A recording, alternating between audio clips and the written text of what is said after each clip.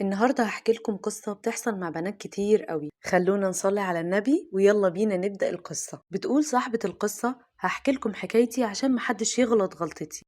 أنا كنت طالبة جامعة من طبقة متوسطة على قدر كافي من الجمال، ما كنتش راضية بعيشتي أبدا، وكنت دايما بحلم إني هتجوز جوازة كويسة جدا تخرجني من المستوى اللي أنا عايشة فيه. عمري ما رضيت بعيشتي، وأمي كانت دايما تقولي يا بنتي ارضي باللي ربنا كاتبهولك، لكن أنا ما كنتش بسمع كلامها. لحد ما في مرة اتعرفت على زميل ليا في الجامعة، كان غني جدا وكانت كل البنات بتتمنى بس إن هو يبص لهم، بس أنا كنت بعمل أي حاجة تلفت نظره أو تلفت انتباهه عشان يبصلي، بس لو حتى بصة وياخد باله مني، يمكن يتجوزني وينقلني من العيشة اللي أنا عايشة فيها دي. وفي يوم لقيته جه وكلمني، كان بيسألني على حاجة تبع الجامعة، ومن هنا بدأت أحبه وأتعلق بيه. بس فهمته ان انا بنت ناس وغنية قوي وفي طبقة عالية جدا، خفت اعرفه مستواي يبعد عني